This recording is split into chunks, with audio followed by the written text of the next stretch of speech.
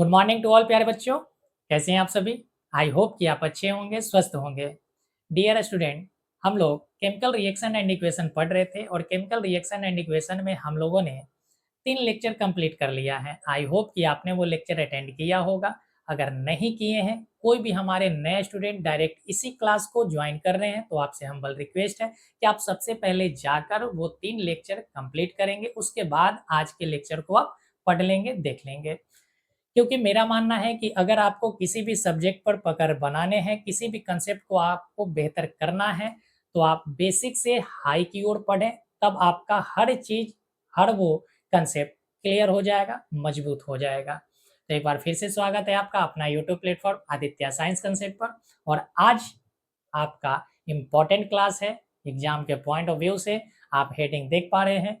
Heading है हमारा कि how to balance chemical equation, यानी कि किस तरीका से हम लोग असंतुलित समीकरण को, इम्बैलेंस इक्वेशन को हम लोग बैलेंस इक्वेशन में बदलते हैं। उन सभी चीज़ों को विस्तार से हम लोग समझेंगे। तो पेन पेपर लेकर तैयार हो जाइए, अपने सुंदर सुंदर हाथों से सुंदर सुंदर राइटिंग के साथ अपना नोट्स अवश्य तैयार करें। ठीक है, चलिए। तो उम्मीद करते हैं कि आप हमारी बातों को समझ गए होंगे। चलिए हम लोग बिना देर के क्लास को स्टार्ट करते हैं।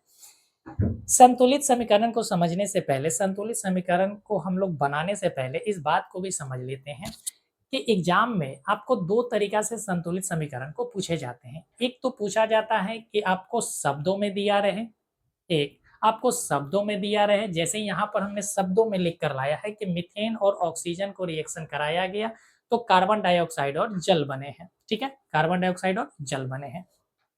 बात समझे? तो ये संतुलित समीकरण का एक तरीका है जो शब्दों में लिख कर लाया गया है। शब्दों में हो सकते हैं कि आप के प्रश्न पूछ लिए जाए। एक संतुलित समीकरण पूछने का एग्जाम में तरीका होता है कि आपको वो फॉर्मूला दे दें या सिंबॉलिक दे दें, यानी संकेतों के माध्यम से या फॉर्मूला के माध्यम से इक्वेशन फॉर्म में दे दें, और तब आपसे कहा जाए कि इस इक्वेशन को बैलेंस करें। तो 2 तरीका से प्रश्न पूछे जाते हैं और हमने दोनों तरीका के प्रश्न लेकर आया है जो आपके लिए बहुत ही इम्पोर्टेंट है। ठीक है, बात क्लियर है? तो चलिए अब हम लोग क्वेश्चन बनाने, बैलेंस इक्वेशन को विस्तार से समझते हैं कि किस प्रकार से असंतुलित समीकरण को संतुलित समीकरण में चेंज किया जाता है। ठीक है, चलिए देखिए। क्वेश्चन कह रहा है कि मीथेन को जब ऑक्सीजन के साथ रिएक्शन कराया गया, मीथेन को जब ऑक्सीजन के साथ रिएक्शन कराया गया तो एक कंपाउंड, 2 कंपाउंड बनकर तैयार हुए जिसका नाम है कार्बन डाइऑक्साइड एंड जल। तो जब इस प्रकार के से प्रश्न पूछे जाते हैं, जब शब्दों में देकर प्रश्न पूछा जाता है, तो बच्चे इसको छोड़कर चले आते हैं। वजह क्या है? कारण क्या है? कारण है कि बच्चे को फॉर्मूला नहीं पता होता। बच्चे को फॉर्मूला पता नहीं होता। कंपाउंड के फॉर्मूला जो होते हैं उन्हें पता नहीं होने के कारण उस चीज़ को छोड़कर चले जाते हैं। इस वजह से आप इस बात को ध्यान रखेंगे कि आपको जो भी हम यहाँ पर फॉर्मूला लिखवाएँगे उसको अच्छे ढंग से आप नोट कर लेना, उसको याद कर लेना, क्योंकि एग्ज़ाम में ऐसे प्रश्न पूछे जाते हैं। आइए, कह रहा है मीथेन। मीथेन का फॉर्मूला क्या होता है? तो मीथेन का फॉर्मूला होता है CH4। CH4, यानी कि जब कार्बन के एक परमाणु के साथ जब हाइड्रोजन के 4 परमाणु जुड़ते हैं तो मीथेन बन जाता है। हमने क्या कहा कि कार्बन के एक परमाणु के साथ जब हाइड्रोजन के 4 परमाणु जुड़ते हैं तो मीथेन नामक एक कंपाउंड बनकर तैयार होता है। ऑक्सीजन आपको पता है O2, जब इन दोनों का रिएक्शन कराया गया तो बना क्या? कार्बन डाइऑक्साइड, यानी CO2 बना और साथ ही साथ जल बना, H2O बने, H2O बना। अब यहाँ आपको करना क्या है? सबसे पहले जो शब्दों में दिया गया था समीकरण को, उसको पहले आपको सिंबॉलिक रूप से चेंज करने हैं। इतना करने के बाद आपको एक तरफ रिएक्टेंट लिखना है और एक तरफ प्रतिफल लिखना है।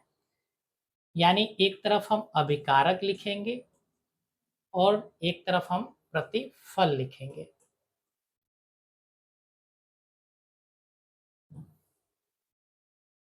अब अभिकारक में और प्रतिफल में कौन कौन से तत्व ने भाग लिया है, आपको केवल अभिकारक की तरफ देखना है। केवल किधर देखना है? अभिकारक की तरफ, क्योंकि आपको हमने बताया है कि अगर रोपेंगे आम तो बबूल नहीं मिलेगा और बबूल रोपेंगे तो आम कभी नहीं मिलेगा। कहने का अर्थ क्या है कि अगर मीथेन में कार्बन और हाइड्रोजन है तो प्रोडक्ट में भी कार्बन और हाइड्रोजन मिलेंगे ही मिलेंगे। तो आपको देखना है कि अभिकारक में यानी रिएक्टेंट में कौन-कौन से तत्व ने भाग लिया है। तो यहाँ पर कार्बन भाग लिया है, तो कार्बन को हम सी लिखते हैं। सी से कार्बन होता है तो हम हिंदी में भी लिख देते हैं, ये कार्बन है। हाइड्रोजन है, एच से हाइड्रोजन होता है तो हाइड्रोजन हमने लिखा। हालांकि ये चीज धीरे धीरे आपको ये आदत सुधारने होंगे, क्योंकि इतना आपको बारीकी से नहीं लिखना है। आपको याद करने के लिए, सिंबल को याद रखने के लिए हम ये सारे चीज को लिख रहे हैं, ताकि सी जहां भी आप देखो तो कार्बन समझ जाओ, एच जहां भी देखो हाइड्रोजन समझ जाओ, और ओ जहां भी देखो ऑक्सीजन समझ जाओ। ये धीरे धीरे आपको लिखते लिखते याद हो जाएंगे, आपको याद करने की आवश्यकता नहीं है। तो अगर इधर कार्बन है तो प्रतिफल में भी कार्बन, हाइड्रोजन है तो प्रतिफल में भी हाइड्रोजन, ऑक्सीजन भी प्रतिफल में मिलेंगे। अब इतना करने के बाद आपको अब देखना है कि अभिकारक में जो तत्व भाग लिए हैं उनकी संख्या कितनी है, उनकी संख्या कितनी है। जैसे यहाँ मीथेन में कार्बन भाग लिया है तो कार्बन की संख्या कितनी है, कुछ नहीं है तो 1 है, तो कार्बन 1 हो गया, कार्बन की संख्या 1 हो गया। हाइड्रोजन की संख्या 4 है तो 4 हो गए। ऑक्सीजन की संख्या 2 है तो 2 हो गया। इसी प्रकार से प्रतिफल में भी देखना है कि तत्वों की संख्या कितनी है। कार्बन की संख्या 1 है, हाइड्रोजन की संख्या 2 है और ऑक्सीजन की संख्या 2 + 1 3 है। अब कहेंगे सर 2 + 1 कैसे हो गया। देखो, जल के एक अणु में ऑक्सीजन, अगर जल के एक अणु हमें बनाने हैं तो एक ऑक्सीजन का परमाणु और 2 हाइड्रोजन के परमाणु हमें लेने होंगे। तो 2 हाइड्रोजन के परमाणु एक ऑक्सीजन के साथ, तो एक ऑक्सीजन यहाँ से हमें मिला। और कार्बन डाइऑक्साइड अगर हमें बनाना है तो कार्बन के एक परमाणु के साथ ऑक्सीजन के 2 परमाणु चाहिए।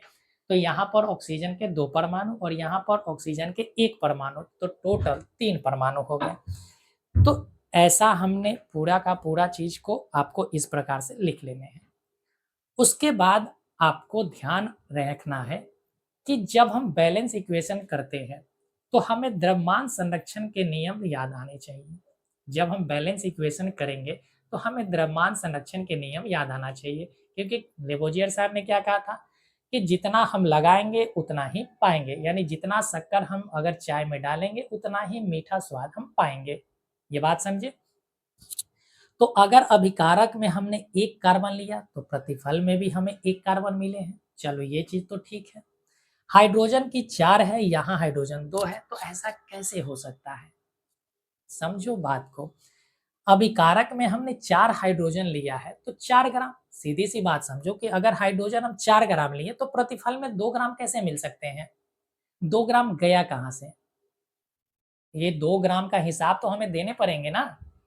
तो 2 ग्राम गया कहाँ से। अगर मान लेते हैं कि आपको पिताजी 10 रुपए दिए हैं कि लो बेटा मार्केट से ये सामान लेकर आना, तो अगर 8 रुपए के आप आलू खरीद के लाते हैं और घर में आकर दे देते हैं तो पिताजी आपसे हिसाब मानेंगे कि बेटा कितने का आलू लाया, 8 रुपए का, तो 2 रुपए गए कहाँ, तो 2 रुपए के तो हिसाब देने पड़ेंगे। तो यहाँ अगर 4 हाइड्रोजन है अभिकारक में और प्रतिफल में 2 हाइड्रोजन है, तो ये प्रतिफल में फिर 2 हाइड्रोजन गए कहाँ। तो यहाँ पर हमें 4 और 2 को बैलेंस करना होगा। 4 और 2 को क्या करने होंगे, बैलेंस करने होंगे। बैलेंस करने का तरीका क्या है कि आप 4 और 2 से कटने वाली एक सबसे छोटी नंबर को आपको लेना है। 4 और 2 से कटने वाली सबसे छोटी नंबर को आपको लेना है। तो 4 और 2 से कटने वाली सबसे छोटी नंबर कौन सी होती है, 4 होती है। क्या होती है, 4। तो 4 को अगर 1 से मल्टीप्लाई करें 4 हो जाएगा, 2 से 2 मल्टीप्लाई करें तो 4 हो जाएंगे। यानी कि 4 और 2 को हमें 4 बनाने होंगे। तो यहाँ पहले से 4 है तो यहाँ पर हम 2 को हम 2 से मल्टीप्लाई कर देते हैं तो 4 हो जाएगा। तो दोनों तरफ हमारे हाइड्रोजन की संख्या 4 हो गए। दोनों तरफ हाइड्रोजन की संख्या क्या हो गए, 4 हो गए। तो जैसे ही हमने प्रतिफल में हाइड्रोजन को 2 से मल्टीप्लाई किया तो हमें यहाँ पर पूरे कंपाउंड को 2 से मल्टीप्लाई करने होंगे। अब कोई बच्चा ऐसा सोचेगा कि सर अगर हाइड्रोजन को 4 बनाने हैं तो क्या हम H2 गुना 2 नहीं लिख सकते हैं? नहीं लिख सकते बच्चे। पहला डाउट आपका क्लियर होना चाहिए। दूसरी बात है कि कभी भी हम फॉर्मूला के साथ छेड़खानी नहीं करेंगे। फॉर्मूला के साथ अगर छेड़खानी किए तो फिर आपके नंबर कटने तय हैं। कहने का अर्थ क्या है? कहने का अर्थ है कि फॉर्मूला कंपाउंड जो होते हैं, यौगिक जो होता है उसका एक फिक्स फॉर्मूला होता है। अगर फॉर्मूला ही हम चेंज कर देंगे तो फिर वो कंपाउंड वो रहेगा कहाँ से? अगर हम H2O है तो वो जल का फॉर्मूला है, और जैसे ही हमने H4O कर दिया तो फिर ये जल तो रहा ही नहीं, फिर ये जल रहा ही नहीं, ये कोई और कंपाउंड बनकर तैयार हो जाएगा। तो हमें जल ही रखने हैं, हमें जल है तो जल ही रखना है। इस कारण से हम पूरे कंपाउंड को मल्टीप्लाई करते हैं। जैसे H2O है तो इसका अर्थ हुआ कि हम पूरे के पूरे कंपाउंड को 2 से मल्टीप्लाई किया है। अब इसी चीज को हम लिख दिए हैं ऐसे 2H2O। तो देखो दोनों बातें समान है, दोनों बातें समान है, इनमें और इनमें किसी भी प्रकार का भिन्नता नहीं है, किसी भी प्रकार का अंतर नहीं है। बस थोड़ा-सा ये हमें थोड़ा-सा अजीब लग रहा है देखने में, और ये हमें देखने में थोड़ा-सा अच्छा लग रहा है। अच्छा लगने का ही यहाँ पर भाव है। इस वजह से हमने पूरे कंपाउंड को, अब जैसे हमने यहाँ पर किया, तो हाइड्रोजन की संख्या 2 गुना 2 4 हो गया, ऑक्सीजन की संख्या 2 गुना हो गया। ऑक्सीजन भी 2 गुना और हाइड्रोजन भी कितने गुना हो गया? 2 गुना हो गया। तो 2 दूना 4 हो गया। तो 4 हाइड्रोजन 2 ऑक्सीजन। अब 2 ऑक्सीजन यहाँ और 2 ऑक्सीजन यहाँ, तो 4 ऑक्सीजन हो गए। अब ऑक्सीजन की संख्या कितने हो गए? 4, यानी कि अब प्रतिफल में ऑक्सीजन 4 हो गया। तो हमें अभिकारक में भी ऑक्सीजन की संख्या 4 बनाने होंगे। तो 4 बनाने के लिए इसे हम क्या करेंगे? 2 से मल्टीप्लाई कर देंगे। 2 से मल्टीप्लाई करेंगे तो 2 दूना 4 हो गया। जैसे ही हमने 2 से इसे मल्टीप्लाई किया तो हमारे पूरे के पूरे इक्वेशन बैलेंस हो गए। हमारा दिया हुआ जो इम्बैलेंस इक्वेशन था वो बैलेंस हो गए। तो आप समझ गए होंगे कि अगर बैलेंस इक्वेशन आपको करने हैं तो क्या अप्रोच आपको लगाना है, ये आपको अच्छे ढंग से समझ में आ गया होगा। ठीक है, चल आप इसको कॉपी कर लीजिए। हमने जो बातें कहा है उसको ध्यान रखना है, कभी भी इस तरीका से आपको गलती नहीं करना है। बात समझ गई? चल नेक्स्ट क्वेश्चन की ओर चलते हैं। नेक्स्ट क्वेश्चन है सोडियम हाइड्रोक्साइड का जब रिएक्शन कराया गया कॉपर सल्फेट के साथ तो कंपाउंड बनकर तैयार होते हैं copper hydroxide and sodium sulphate. तो देखिए सोडियम हाइड्रोक्साइड है, सोडियम को Na लिखते हैं, हाइड्रोक्साइड OH होता है, तो सोडियम हाइड्रोक्साइड हो गया। कॉपर को Cu लिखते हैं, सल्फेट को हम SO4 लिखते हैं। जब इन दोनों का रिएक्शन कराया गया तो बनकर तैयार हुआ कॉपर हाइड्रोक्साइड, यानी CuOH का whole twice plus sodium sulphate यानी Na2SO4 बनकर तैयार होगा। तो सबसे पहले जो शब्दों में दिया गया इक्वेशन है उसको आपको संकेत में लिखना है। सबसे पहले तो यही काम करने हैं। इतना करने के बाद हमने क्या कहा आपको कि आप अभिकारक और प्रतिफल को लिखेंगे। एक तरफ अभिकारक है और एक तरफ प्रतिफल है। तो ये हमारा अभिकारक है और ये हमारा प्रतिफल है। दोनों तरफ हमें क्या करना है? तत्वों को बराबर करना है। तत्वों की संख्या को क्या करने हैं? बराबर करने हैं। तो अभिकारक में जो तत्व भाग लिया है वही हमें प्रतिफल में भी तत्व दिखाई देंगे। तो आप केवल अभिकारक की ओर फोकस करेंगे। सोडियम की संख्या 2 है, सोडियम हो गया। हाइड्रोक्साइड केवल OH, आप अलग भी लिख सकते हैं, ऑक्सीजन अलग लिख लीजिए, हाइड्रोजन अलग लिख लीजिए, कोई दिक्कत होने वाली नहीं है। उत्तर में कोई भी फर्क नहीं होगा। हमने OH लिख लिया ताकि आपको आसान हो। कॉपर है तो कॉपर Cu और SO4 है तो SO4 हमने लिखा है। अगर किसी बच्चे को लिखना है तो Na का अर्थ होता है सोडियम होता है, OH का अर्थ हाइड्रोक्साइड होता है, Cu का अर्थ कॉपर होता है और SO4 का अर्थ होता है सल्फेट। जो हमारा अभिकारक में है वही प्रतिफल में दिखाई देगा। तो यहाँ भी Na लिखेंगे, यहाँ भी OH लिखेंगे, यहाँ भी Cu और SO4 लिखेंगे। इतना करने के बाद अब आपको तत्वों की संख्या काउंट करने हैं।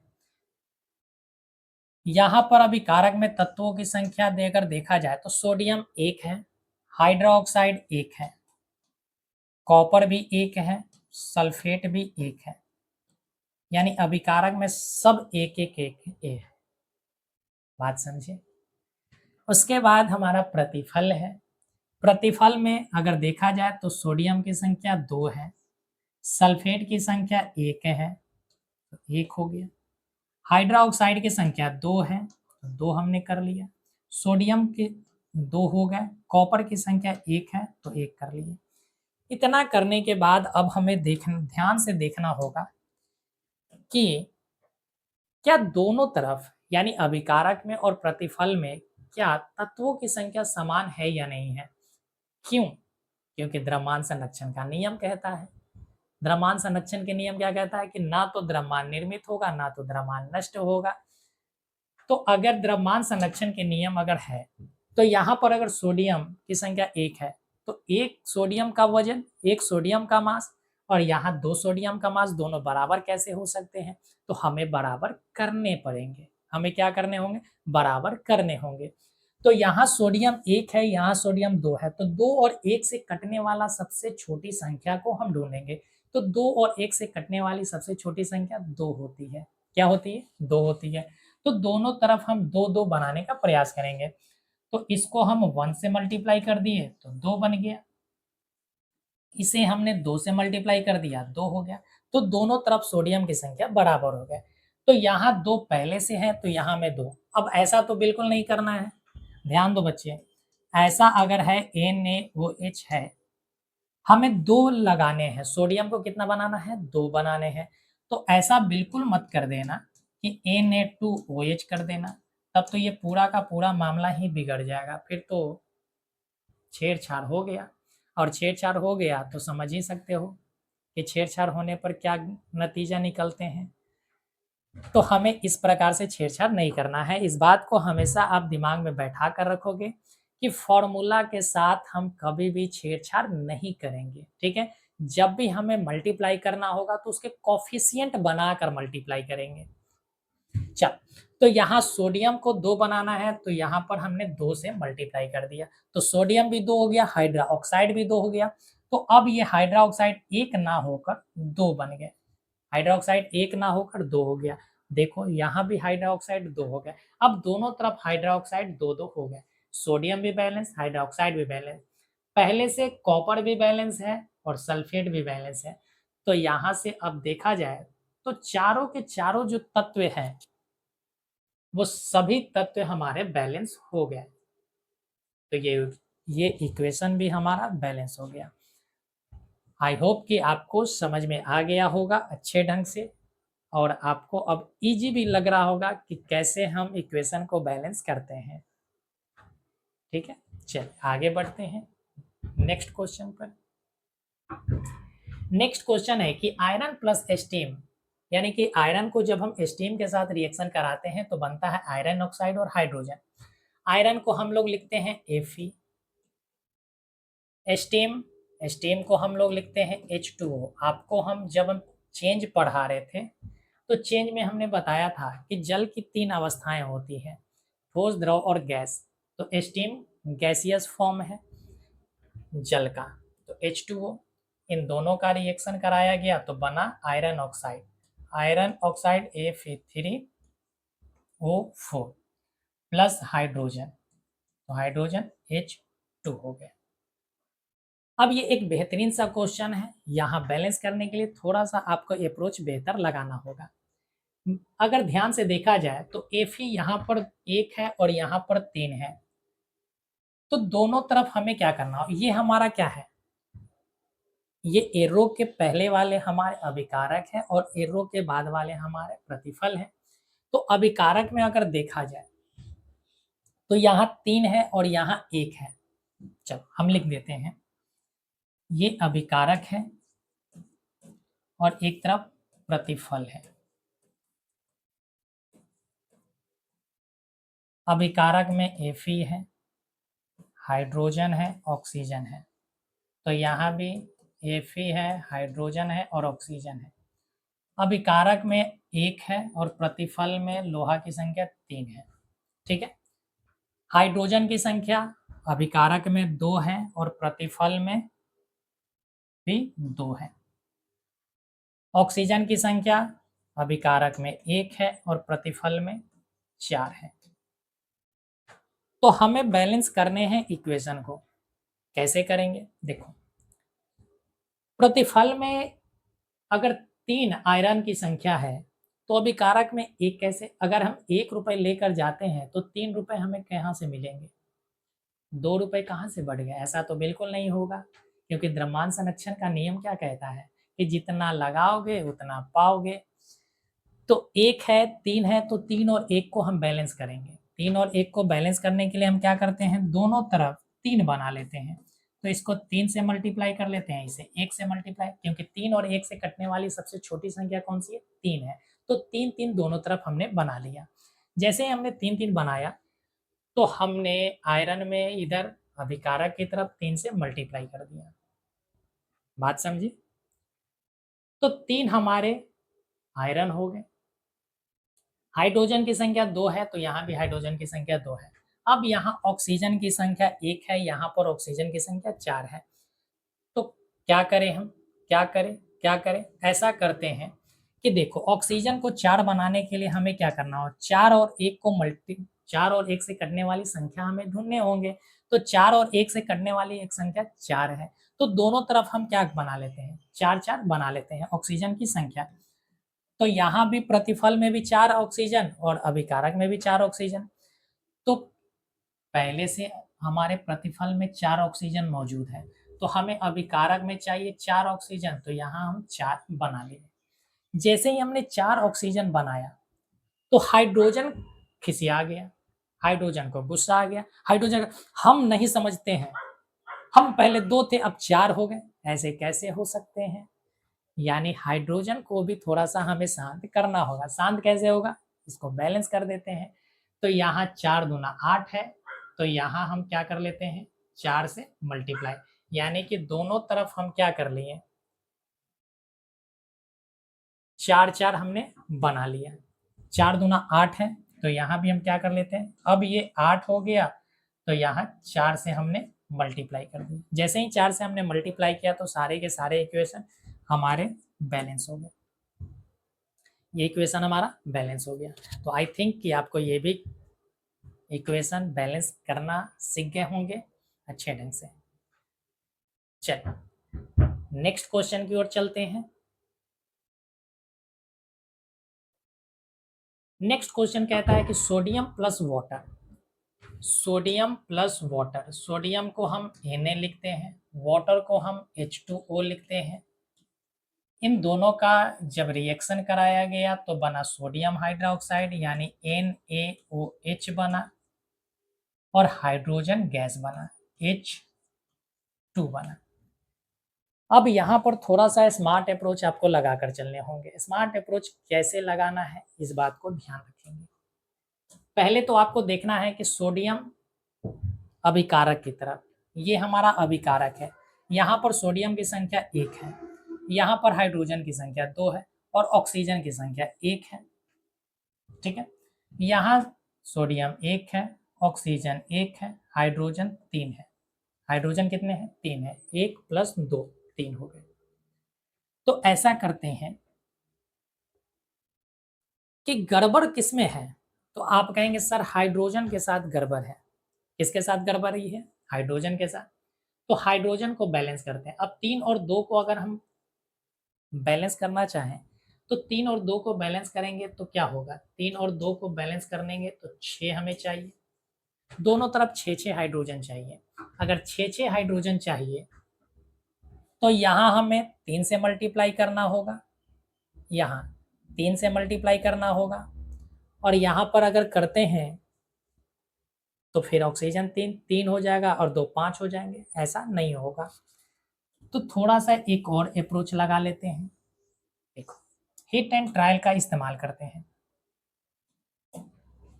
ऐसा करते हैं कि हम सोडियम को 2 बना लेते हैं। अगर सोडियम 2 बनाया तो इधर भी सोडियम 2 होने चाहिए। प्रतिफल में अगर सोडियम को हमने 2 बनाया है तो इधर भी हमें प्रतिफल में भी 2 सोडियम चाहिए। जैसे हमने 2 सोडियम बनाया तो ऑक्सीजन की संख्या 2 हो गई, हाइड्रोजन की संख्या 2 हो गई। तो 2 ये हाइड्रोजन, 2 ये हाइड्रोजन, 4 हाइड्रोजन हो गए। तो हमें 4 हाइड्रोजन यहाँ भी करना होगा। तो अब आप ध्यान से देखेंगे तो पूरा का पूरा इक्वेशन बैलेंस हो गया। पूरा का पूरा equation balance. 2 sodium, 2 sodium, hydrogen 4, 2 hydrogen ये रहा, 2 हाइड्रोजन ये रहा, 4 हाइड्रोजन। ऑक्सीजन 2 है तो यहाँ भी ऑक्सीजन 2 हो गए। तो इस तरीका से इक्वेशन हमारा पूरा बैलेंस हो गया। चल नेक्स्ट क्वेश्चन की ओर चलते हैं। नेक्स्ट क्वेश्चन कहता है AlCl3। अब वो देखो सारे के सारे जो क्वेश्चन हमने ऊपर जो अभी हमने सॉल्व किया वो सारे के सारे क्वेश्चन किसमें लिखे हुए थे? शब्दों में लिखे हुए थे। अब जो क्वेश्चन है वो किसमें लिखे हुए हैं? तो आप कहेंगे सर ये संकेत में या फॉर्मूला में लिखा हुआ है। चल देखिए, फॉर्मूला वाला थोड़ा सा आसान होता है और शब्दों वाले थोड़ा सा टफ हो जाते हैं। शब्दों वाले टफ होने का कारण है कि बच्चे को ये याद नहीं होता है फॉर्मूला, इस कारण से टफ बन जाते हैं। चल कह रहा है AlCl3 है प्लस CaOH का होल ट्वाइस है। जब इन दोनों का रिएक्शन कराया गया तो बना AlOH का होल थ्राइस प्लस CaCl2 बना। तो यहाँ पर आपको करने क्या है? दोनों तरफ बैलेंस करना है। बैलेंस करने के लिए एक तरफ आप क्या कर लो, चल देखो ध्यान से देखना। एल्युमिनियम की संख्या 1 है, क्लोरीन की संख्या 3 है। हमारे पास स्पेस न होने के कारण हम इस प्रकार समझा रहे हैं, बाकी आप इस तरीका से बनाकर आप सॉल्व करेंगे। जब आप सीख जाएंगे तो आप हमारे अप्रोच के साथ चल सकते हैं, किसी भी प्रकार से कोई भी समस्या नहीं होगा। यहाँ कैल्शियम 1 है,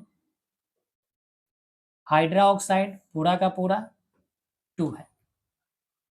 यहाँ एल्युमिनियम 1 है, हाइड्रा ऑक्साइड 3 है, कैल्शियम 1 है और क्लोरीन 2 है। क्लोरीन 2 है। देखो एल्युमिनियम 1 है, यहाँ भी एल्युमिनियम 1 है, क्लोरीन 3 है और यहाँ क्लोरीन 2 है। तो 3 और 2 को हमें क्या करना होगा? बैलेंस करना होगा। दोनों की संख्या का हमें क्या करने होंगे? समान करने होंगे। तो 3 और 2 से कटने वाली सबसे छोटी संख्या को आपको ढूंढना है। 3 और 2 से कटने वाली सबसे छोटी संख्या कौन सी है? तो आप कहेंगे सर 6 है। तो हम दोनों तरफ 6 बनाने का प्रयास करेंगे। जैसे ही हमें 6 बनाना है तो इस चीज को हमें 3 से मल्टीप्लाई करना होगा। यहाँ पर हमें क्लोरीन को 3 से मल्टीप्लाई करना होगा। तो क्लोरीन को अगर 3 से मल्टीप्लाई करेंगे तो 6 हो जाएगा। तो यहाँ भी हमें क्लोरीन को 6 बनाने के लिए 2 से मल्टीप्लाई करने होंगे। तो हमने क्लोरीन को छेड़छाड़ किया, क्लोरीन को छेड़छाड़ किया तो 6 बनाने के लिए क्या करेंगे? इस पूरे इक्वेशन को हम 2 से मल्टीप्लाई करेंगे। तो 6 क्लोरीन हो गए। यहाँ पर 3 से मल्टीप्लाई किए हैं तो पूरे कंपाउंड को हम 3 से मल्टीप्लाई करेंगे। तो यहाँ भी क्लोरीन 6 हो गया। लेकिन समस्या क्या है? समस्या ये है कि अब ये कैल्शियम 1 ना होकर अब ये 3 बन गया। अब ये क्या हो गया? 3 बन गया। और यहाँ पर एल्युमिनियम 1 ना होकर 2 बन गया। एल्युमिनियम 1 ना होकर 2 बन गया। तो अब हमें एल्युमिनियम को बैलेंस करना होगा।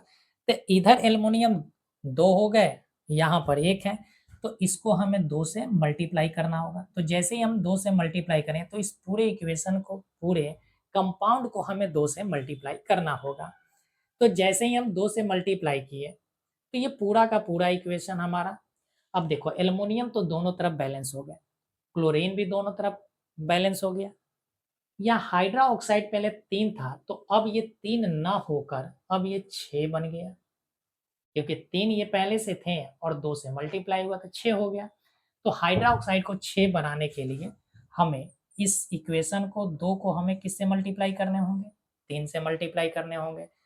तो हम यहाँ पर 3 से मल्टीप्लाई कर दिए।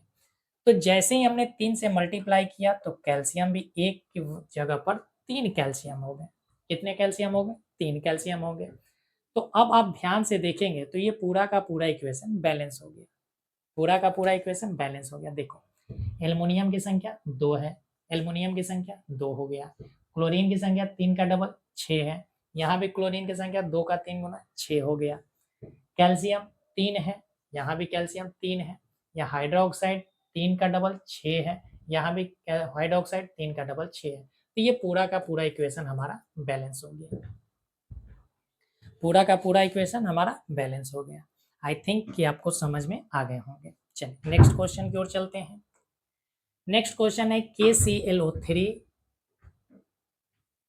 जब इसका ब्रेकडाउन हुआ है तो बना है KCl प्लस O2 बना है। देखो अब दोनों तरफ क्या करना है, यहाँ K है, यहाँ Cl भी है और यहाँ O भी है। यहाँ भी K है, यहाँ भी Cl है और यहाँ भी O है। K की संख्या 1 है, Cl की संख्या 1 है, O की संख्या 3 है। यहाँ K 1 है, Cl 1 है, ऑक्सीजन 2 है। तो पोटेशियम, K का अर्थ होता है पोटेशियम, K का अर्थ है पोटेशियम, Cl का अर्थ है क्लोरीन। लिख लेंगे इस बात को। अब देखो दोनों तरफ पोटेशियम की संख्या तो समान है। ये क्या है हमारा, ये हमारा रिएक्टेंट है और ये हमारा प्रोडक्ट है। तो रिएक्टेंट की तरफ पोटेशियम और प्रोडक्ट की तरफ पोटेशियम, दोनों तरफ पोटेशियम की संख्या समान है, क्लोरीन की भी संख्या समान है। दिक्कत किसमें है, ऑक्सीजन के साथ। ऑक्सीजन हमारे रिएक्टेंट में, अभिकारक में 3 ऑक्सीजन है तो प्रतिफल में 2 ऑक्सीजन, तो 1 ऑक्सीजन गया कहाँ। तो इन दोनों को हमें क्या करने होंगे, बराबर करना होगा। तो 3 और 2 से कटने वाली संख्या कौन सी है, तो आप कहेंगे 3 और 2 से कटने वाली सबसे छोटी संख्या सर 6 है। तो 3 और 2 को हम 6 बनाने का प्रयास करेंगे। तो जैसे ही हमने 3 को 2 से मल्टीप्लाई किया तो 6 बन गया, यहाँ 2 को 3 से मल्टीप्लाई किए तो 6 बन गया। तो यहाँ देखो ऑक्सीजन को हमने 6 बनाया है, तो इस पूरे इक्वेशन को हम 2 से मल्टीप्लाई करेंगे, क्योंकि 2 से हमने ऑक्सीजन में मल्टीप्लाई किया है। तो जैसे ही हमने 2 से मल्टीप्लाई किया ऑक्सीजन में, तो 6 ऑक्सीजन तो हो गए, ऑक्सीजन की संख्या 6 हो गया। लेकिन आपको ध्यान देना है कि यहाँ पोटेशियम और कैल्शियम भी 2 गुना हो गए। पोटेशियम और कैल्शियम की भी संख्या अब 2 गुना हो गया। कितने गुना हो गया, 2 गुना। तो इसको भी हमें 2 गुना करने होंगे। तो 2 गुना करने के लिए हम यहाँ 2 से मल्टीप्लाई कर देते हैं। अब ये इक्वेशन जो है हमारा लगभग बैलेंस हो गया। या ऑक्सीजन को 3 से मल्टीप्लाई करना है, क्योंकि 6 हमें बनाना है तो 3। तो देखो इक्वेशन हमारा बैलेंस हो गया। अब आप समझ गए होंगे अच्छे ढंग से कि कैसे हम केमिकल इक्वेशन को बैलेंस करते हैं। हर वो छोटी छोटी पॉइंट को हम अच्छे ढंग से आपको समझा रहे हैं। ठीक है, चल नेक्स्ट क्वेश्चन की ओर चलते हैं। अगर किसी भी बच्चे को नहीं समझ में आया है तो कमेंट अवश्य कर दें कि सर ये चीज हमें समझ में नहीं है, उसको पुनः हम समझाने का प्रयास करेंगे। या आप क्या करना कि वीडियो को पीछे करना, बैक जाकर फिर से देख लेना, तो आपको और अच्छे ढंग से समझ में आ जाएंगे। चल यहाँ एल्युमिनियम है, यहाँ सल्फ्यूरिक अम्ल है, तो Al2SO4 का होल थ्राइस बना, H2 बना। तो अब आपको कुछ भी दिमाग में नहीं रखना है, बस दोनों तरफ तत्वों की संख्या को बराबर करना है, बस इतनी बात को आपको ध्यान रखनी है। यहाँ पर एल्युमिनियम की संख्या 1 है, हाइड्रोजन की संख्या 2 है, और सल्फेट की संख्या हम एक साथ लिख कर चलते हैं। हाइड्रोजन की संख्या 1 है। इसी तरीका से अगर बात की जाए तो यहाँ पर एल्युमिनियम की संख्या 2 है, हाइड्रोजन की संख्या 2 है, और सल्फेट की संख्या भी 3 है। बात क्लियर है? चल तो यहाँ एल्युमिनियम 1 है, यहाँ एल्युमिनियम 2 है, यानी कि हमारे अभिकारक की ओर अगर ध्यान से देखा जाए तो 1 एल्युमिनियम है और प्रतिफल में 2 एल्युमिनियम है। तो इन दोनों को सबसे पहले बैलेंस करते हैं। तो बैलेंस करने के लिए हमें क्या करना होगा, अब आप समझ गए होंगे कि 1 और 2 से कटने वाली संख्या छोटी सी 2 है, तो इसको 2 से मल्टीप्लाई कर दिए, इसे 1 से मल्टीप्लाई कर दिए, तो दोनों तरफ 2-2 एल्युमिनियम हो गए। तो यहाँ भी हमें 2 एल्युमिनियम करना होगा, समझे? चल अब हाइड्रोजन यहाँ 2 है, यहाँ भी हाइड्रोजन 2 है, यहाँ सल्फेट 1 है, यहाँ सल्फेट 3 है। तो इस सल्फेट को 3 और 1 है तो यहाँ पर हमें 3 से मल्टीप्लाई कर देते हैं तो 3 हो जाएगा, और यहाँ पर 1 से मल्टीप्लाई करेंगे तो 3 सल्फेट हो जाएंगे। तो अब यहाँ पर हमें 3 से मल्टीप्लाई भी करना होगा। किससे मल्टीप्लाई करेंगे? 3 से मल्टीप्लाई करेंगे। अब जैसे ही हमने सल्फेट को 3 से मल्टीप्लाई किया तो हमारे रिएक्टेंट की तरफ, हमारे अभिकारक की तरफ तरफ हाइड्रोजन की संख्या बढ़ गया। अब ये हाइड्रोजन 3 का डबल 6 हो गया। अब ये 2 ना होकर 6 हाइड्रोजन हो गए। तो हमें यहाँ भी हाइड्रोजन की संख्या 6 बनाना होगा। तो 6 हाइड्रोजन बनाने के लिए इसको 3 से मल्टीप्लाई करेंगे तो 3 का डबल 6 हो गया। अब यदि आप ध्यान से देखें तो ये हमारा इक्वेशन भी बैलेंस हो गया। ये इक्वेशन भी हमारा बैलेंस हो गया। तो इस तरीका से आपको बैलेंस करना सीखना होगा। और अगर कोई बच्चा ये सोच रहा है कि केवल हम 10th में रट कर पास कर जाएंगे, तो बच्चा 11th भी आपको पढ़ने हैं, 12th भी आपको पढ़ने हैं। आप कंसेप्ट को बेहतर करिए तो आप आगे चल के साइंस लेकर पढ़ पाएंगे, अन्यथा आपको मजबूरी में आप आर्ट्स लेकर पढ़ेंगे। चलिए नेक्स्ट क्वेश्चन की ओर चलते हैं। अब देखो इसी चीज को हम और भी चीज लेकर आए हैं जो आपको प्रैक्टिस के लिए जरूरी है। चल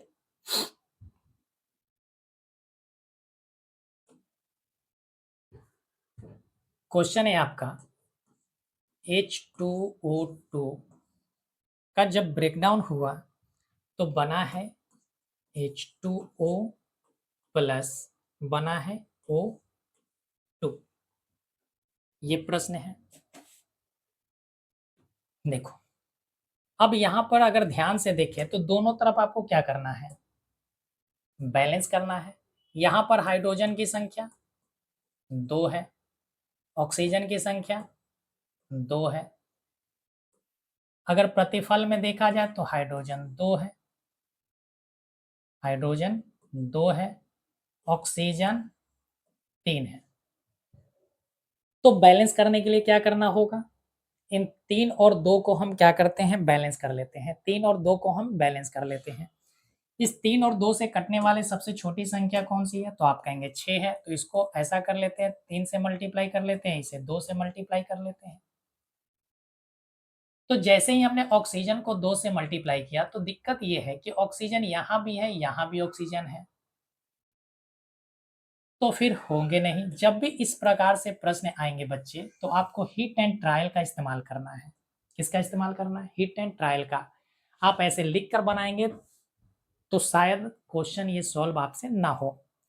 आपको क्या करना है कि यहाँ हाइड्रोजन 2 है तो हम ऐसा कर लेते हैं, इसको 2 से मल्टीप्लाई कर लेते हैं। जैसे ही हमने 2 से मल्टीप्लाई किया तो 2 ऑक्सीजन हो गया इधर और 2 ऑक्सीजन हो गया इधर, 4 ऑक्सीजन हो गया। तो इसे भी हम 2 से मल्टीप्लाई कर लेते हैं। अभिकारक को भी 2 से हमने मल्टीप्लाई कर दिया। तो यहाँ हाइड्रोजन 2 दूना 4, यहाँ भी हाइड्रोजन 2 दूना 4 हो गया। 2 दूना 4 ऑक्सीजन हो गया, और यहाँ 2 ऑक्सीजन ये और 2 ऑक्सीजन ये, 4 ऑक्सीजन हो गए। तो ये हमारा इक्वेशन बैलेंस हो गया। तो इस प्रकार से आप हिट एंड ट्रायल का इस्तेमाल करके बैलेंस कर सकते हैं। चलिए नेक्स्ट क्वेश्चन पे चलते हैं।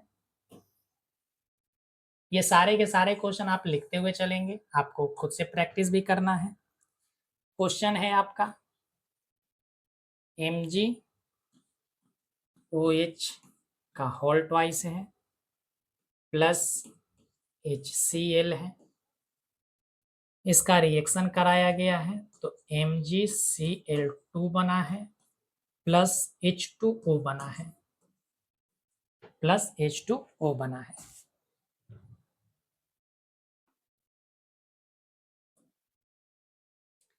यहां पर मैग्नीशियम की संख्या आप देखेंगे, मैग्नीशियम 1 है, हाइड्रोक्साइड की संख्या 2 है, यहाँ पर हाइड्रोजन की संख्या 1 है और क्लोरीन की संख्या 1 है।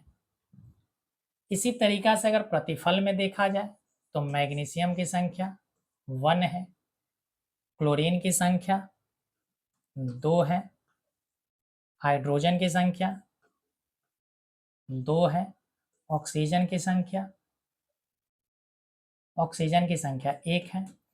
अब यहाँ पर देखो अब यहाँ पर हाइड्रा ऑक्साइड OH था, यहाँ पर हाइड्रा ऑक्साइड नहीं है, तो हमें अलग अलग लिखना होगा। इस बात को ध्यान रखेंगे कि अब OH अगर हम एक साथ लिखते हैं तो काम हमारा नहीं बनेगा, तो हम अब ऑक्सीजन लिखेंगे और हाइड्रोजन लिखेंगे।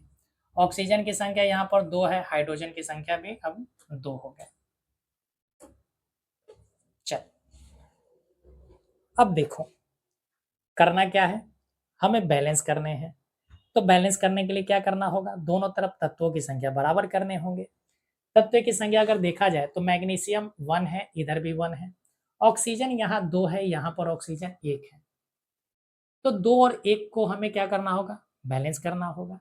अच्छा, हाइड्रोजन भी 2 है, यहाँ हाइड्रोजन 2 है, यहाँ क्लोरीन 1 है, यहाँ क्लोरीन 2 है। तो हम पहले क्लोरीन को बैलेंस कर लेते हैं। पहले हम क्लोरीन को बैलेंस कर लेते हैं।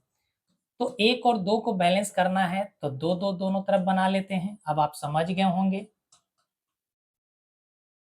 तो 2 क्लोरीन इधर और 2 क्लोरीन इधर हो गया। तो क्लोरीन को अगर बैलेंस करना है तो इसमें हमें क्या करना होगा, 2 से मल्टीप्लाई करना होगा, तो 2 क्लोरीन हो गया। जैसे ही हमने क्लोरीन को 2 बनाया तो हाइड्रोजन की संख्या 2 और 2 4 हो गए। अब हाइड्रोजन 2 न होकर अब हाइड्रोजन की संख्या 4 हो गया।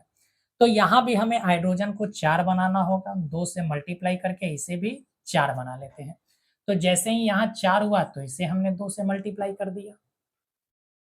तो दोनों तरफ हाइड्रोजन भी बैलेंस हो गया, दोनों तरफ क्लोरीन भी बैलेंस हो गया। लेकिन दिक्कत क्या हुई, दिक्कत हुई कि जैसे ही हमने हाइड्रोजन को बैलेंस किया तो ऑक्सीजन की संख्या बढ़ गया। किसकी संख्या बढ़ गया, ऑक्सीजन की संख्या बढ़ गया।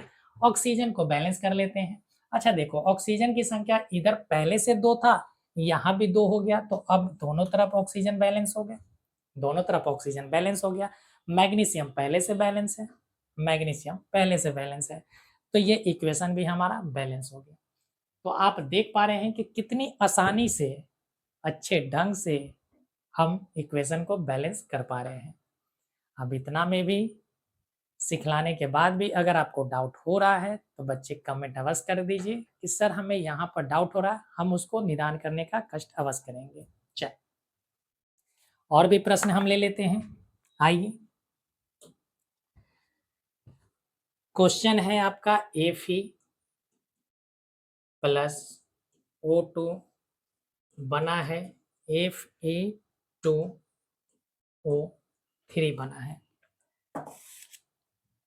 बैलेंस करने के लिए कुछ नहीं करना है, बस आपको फेरस की संख्या 1 है, ऑक्सीजन की संख्या 2 है। इसी तरीका से यहाँ फेरस की संख्या 2 है और ऑक्सीजन की संख्या 3 है। तो सबसे पहले क्या करते हैं कि ऑक्सीजन को बैलेंस कर लेते हैं। 3 और 2 से कटने वाली संख्या 6 होती है, तो दोनों तरफ 6 6 बना लेते हैं। 6 बनाने के लिए हमें क्या करना होगा, दोनों तरफ इधर हमें रिएक्टेंट की तरफ 3 से मल्टीप्लाई करना होगा और प्रोडक्ट की तरफ 2 से मल्टीप्लाई करना होगा। जैसे हमने रिएक्टेंट की तरफ 3 से मल्टीप्लाई किया तो 3 का डबल 6, यानी कि अब टोटल 6 ऑक्सीजन। तो यहाँ भी हमें 2 से मल्टीप्लाई करना होगा, तो 2 ऑक्सीजन, 3 का डबल 6 ऑक्सीजन, दोनों तरफ 6 6 ऑक्सीजन हो गया। लेकिन समस्या क्या है, अब समस्या ये हुआ कि आयरन की संख्या अब 2 गुना हो गए। पहले 2 थे, अब 2 गुना 4 हो गए। तो आयरन की संख्या इधर 4 हो गए, 2 से हटकर क्या बन गया, 4। तो इधर भी हमें 4 बनाने के लिए इसे 4 से मल्टीप्लाई करना होगा। तो यहाँ हम 4 से मल्टीप्लाई जैसे ही किया तो ये इक्वेशन हमारा बैलेंस हो गया। ये इक्वेशन हमारा बैलेंस हो गया। अगले क्वेश्चन की ओर बढ़ते हैं। बहुत क्वेश्चन हम आपके लिए लेकर आए हैं, आप बिल्कुल फिक्र ना करें।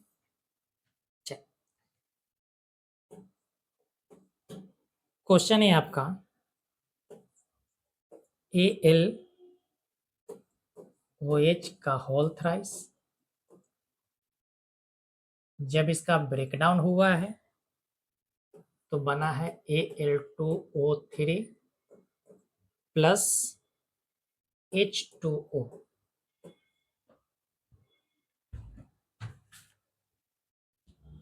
आइए इसे भी समझ, इसको भी समझते हैं हम लोग अच्छे ढंग से।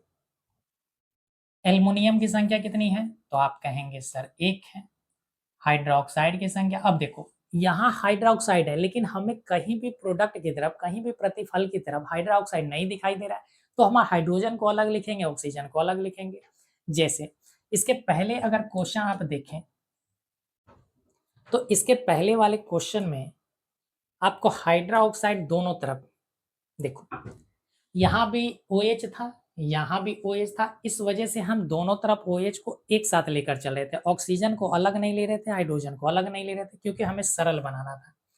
लेकिन अब जो भी क्वेश्चन आ रहे हैं, इस क्वेश्चन में अगर देखा जाए तो अभी कारक की तरफ हाइड्रोक्साइड तो है लेकिन प्रतिफल की तरफ कहीं भी हमें हाइड्रोक्साइड नहीं दिखाई दे रहा है, तो हम अलग अलग लिखेंगे। ऑक्सीजन की संख्या 3 है, हाइड्रोजन की संख्या भी 3 है। प्रतिफल में एल्युमिनियम की संख्या 2 है, ऑक्सीजन की संख्या 3 है, 3 + 1 4 है, माफ कीजिएगा 4, और हाइड्रोजन की संख्या 2 है। तो ऐसा करते हैं, सबसे पहले देखो हाइड्रोजन को इक्वल कर लेते हैं, हाइड्रोजन को इक्वल कर लेते हैं। यहाँ 3 है, यहाँ 2 है, तो 3 और 2 को हम 6 बना लेते हैं। 6 क्यों बनाएंगे, आपको हम पहले समझा दिए कि 6 हमें क्यों बनाना है। 3 को 2 से मल्टीप्लाई करेंगे, 2 को 3 से मल्टीप्लाई करेंगे, दोनों तरफ हाइड्रोजन की संख्या बराबर हो जाएगी 6। तो जैसे ही हमने हाइड्रोजन को यहाँ पर 2 से मल्टीप्लाई किया, तो 3 हाइड्रोजन यहाँ थे, यहाँ पर 2 से हमें मल्टीप्लाई करना होगा। पूरे इक्वेशन, पूरे कंपाउंड्स को हमें 2 से मल्टीप्लाई करना होगा। तो 6, 3 का डबल 6 हो गया, और यहाँ पर हमें 6 बनाने हैं, तो यहाँ हाइड्रोजन 2 है, तो यहाँ हम 3 से मल्टीप्लाई कर लेते हैं, तो 6 हो गए। लेकिन समस्या क्या हुआ, समस्या हुआ कि जो पहले एक एल्युमिनियम थे, अब ये 2 एल्युमिनियम हो गए, तो समस्या हमारा टल गया, समस्या हमारा टल गया, यानी दोनों तरफ हमारे एल्युमिनियम की भी संख्या बराबर हो गई।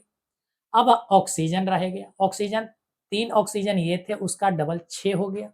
तो ये देखो 3 ऑक्सीजन यहाँ पर है और 3 ऑक्सीजन यहाँ पर है, यानी कि दोनों तरफ अब ऑक्सीजन की संख्या भी 6 हो गए, दोनों तरफ ऑक्सीजन की संख्या भी 6 हो गए।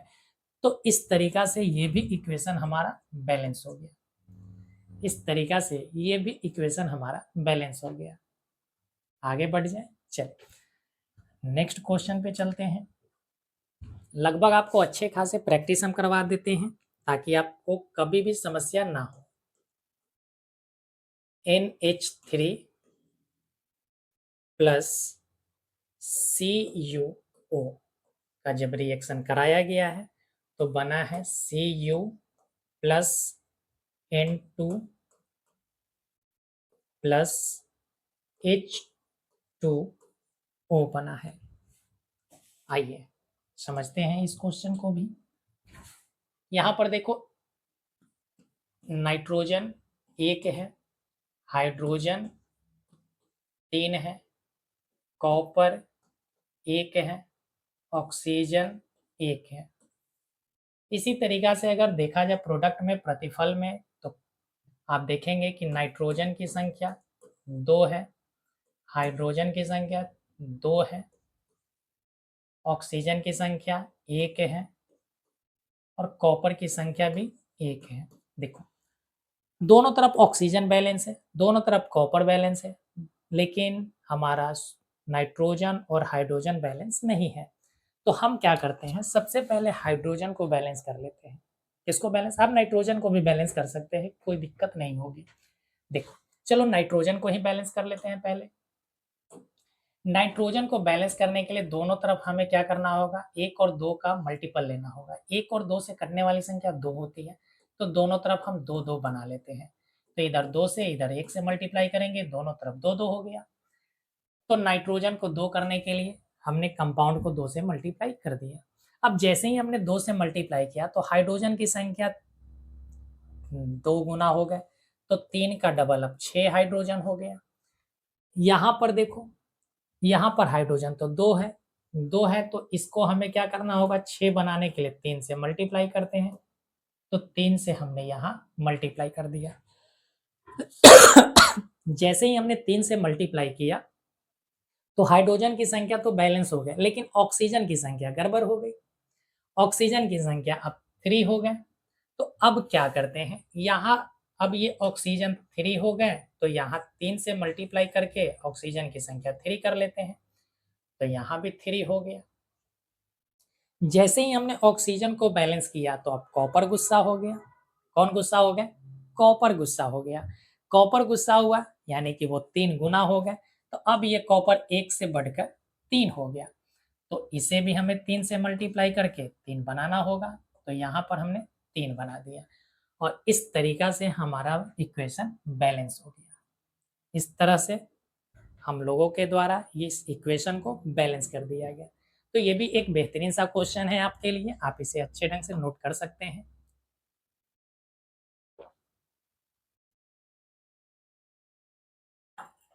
चलिए नेक्स्ट क्वेश्चन की ओर चलते हैं।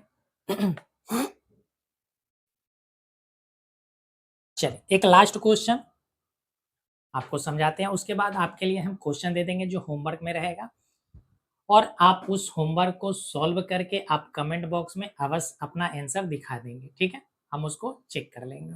चलिए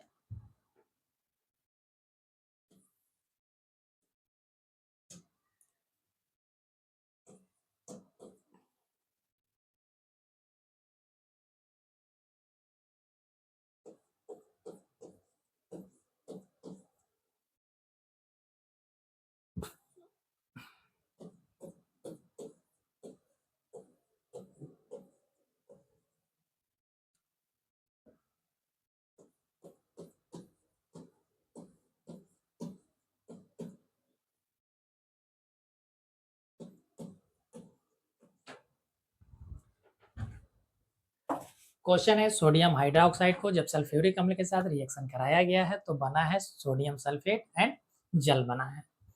अब दोनों तरफ आपको क्या करना है, सबसे पहले तो आपको तत्वों को लिखना है। सोडियम है, ऑक्सीजन है, हाइड्रोजन है। देखो यहाँ हाइड्रोक्साइड तो हमें दिखाई दे रहा है, लेकिन इधर कहीं पर हमें हाइड्रोक्साइड दिखाई नहीं दे रहा है। इस वजह से ऑक्सीजन को अलग लिखेंगे, हाइड्रोजन को अलग लिख लेंगे। सोडियम की संख्या 1 है, ऑक्सीजन की संख्या 1 है। अच्छा देखो, कोई बात नहीं।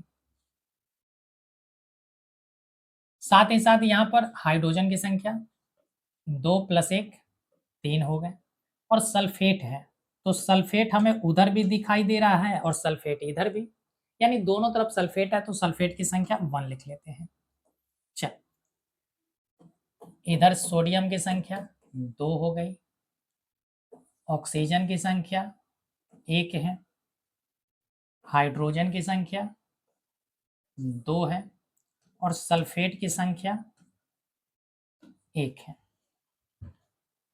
अगर इतने क्वेश्चन की आप प्रैक्टिस कर लिए हैं तो आपको किसी भी प्रकार से इस क्वेश्चन को सॉल्व करने में समस्या नहीं होनी चाहिए। अगर फिर भी बच्चे समस्या हो रहा है तो आप कहीं ना कहीं लापरवाही दिखाई दे रहे हैं। आप हो सकते हैं कि क्लास को बेहतर ढंग से देख नहीं रहे होंगे, इस वजह से आपको समस्या हो रहा होगा। फिर भी अगर समस्या हो रहा है तो कमेंट अवश्य करेंगे, ठीक है? चलिए यहाँ अगर ध्यान से देखें तो यहाँ सोडियम 1 है, यहाँ सोडियम 2 है, तो दोनों तरफ हम बैलेंस कर लेते हैं। 1 और 2 को बैलेंस करने के लिए हमें 2 बनाने होंगे दोनों तरफ, तो इसे 2 से मल्टीप्लाई करते हैं, इसे 1 से मल्टीप्लाई करते हैं। जैसे ही हमने 2 से मल्टीप्लाई किया तो यहाँ सोडियम की संख्या 2 हो गए और यहाँ पहले से ही 2 था तो 2 हो गया। अब यहाँ देखो, 2 ऑक्सीजन यहाँ से मिल गए, तो ऑक्सीजन की संख्या अब 1 ना होकर 2 हो गया और यहाँ हाइड्रोजन की संख्या जो 2 + 1, यहाँ 2 + 1 3 थे, अब ये ऑक्सीजन की संख्या 3 ना होकर 4 हो गए, क्योंकि 2 हाइड्रोजन यहाँ और 2 हाइड्रोजन यहाँ, 4 हाइड्रोजन हो गए। तो हमें इधर भी हाइड्रोजन की संख्या 4 करना होगा, तो 2 को हम 2 से मल्टीप्लाई करते हैं तो 4 हो जाएगा। तो 4 बनाने के लिए हाइड्रोजन को हमें यहाँ पर पूरे कंपाउंड में 2 से मल्टीप्लाई करने होंगे। जैसे ही हमने पूरे कंपाउंड में 2 से मल्टीप्लाई किया तो आप देख रहे होंगे कि ये ऑक्सीजन 1 से बढ़कर 2 हो गया। एक ऑक्सीजन, कितने ऑक्सीजन में बदल गए? 2। सोडियम भी बैलेंस हो गया दोनों तरफ, ऑक्सीजन भी दोनों तरफ बैलेंस, हाइड्रोजन भी दोनों तरफ बैलेंस हो गया और साथ ही साथ हमारा सल्फेट भी दोनों तरफ बैलेंस है। तो ये इक्वेशन भी हमारा बैलेंस इक्वेशन में कन्वर्ट हो गया। आई थिंक कि आपको अच्छे ढंग से बैलेंस इक्वेशन करना सीख गए होंगे। अगर किसी भी हमारे नए स्टूडेंट, कोई भी हमारे पुराने स्टूडेंट हो या नए स्टूडेंट हो, अगर उनको समस्या अभी भी है, तो आप कमेंट में अवश्य बताएँगे कि समस्या आपको कहाँ पर हो रही है। तो हम इसके और भी मेथड से आपको सिखलाने का प्रयास करेंगे, ठीक है? चलिए, अब आपके लिए होमवर्क है, जो आपको सॉल्व करने हैं और सॉल्व करके उसका स्क्रीनशॉट लेकर आपको सेंड करने हैं कमेंट बॉक्स में, ठीक है? चलिए, आइए, आपके लिए क्वेश्चन है, जो सारे क्वेश्चन को आपको बनाकर सॉल्व करने हैं।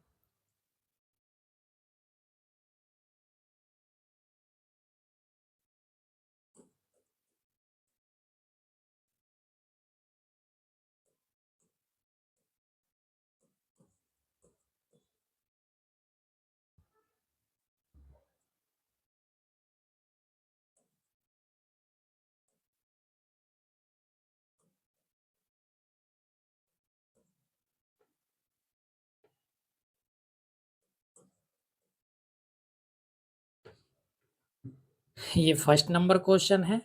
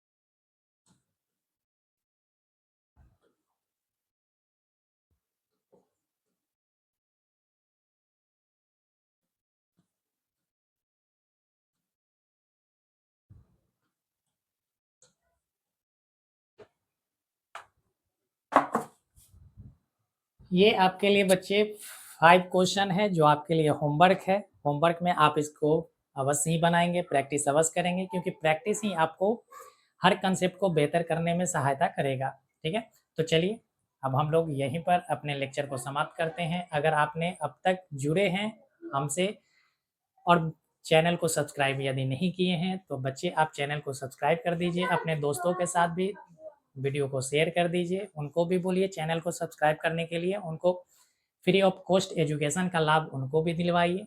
अगर आपको वीडियो अच्छा लगा, आपको पढ़ना अच्छा लग रहा है, तो लाइक का बटन दबा देंगे, वीडियो शेयर कर देंगे और कमेंट अपना अवश्य करें कि आपको किसी भी चीज़ में अगर समस्या है, आपको कोई भी प्रकार का समस्या हो रहा है साइंस में, केमिस्ट्री में या बायोलॉजी में, तो आप कमेंट में अवश्य बताएँगे, ठीक है? तो चलिए, फिर मिलेंगे हम लोग नेक्स्ट वीडियो में। तब तक आप अपना ख्याल रखें और अपने कंसेप्ट को बेहतर करें। इस क्लास का रिवीजन अवश्य करें। चलिए।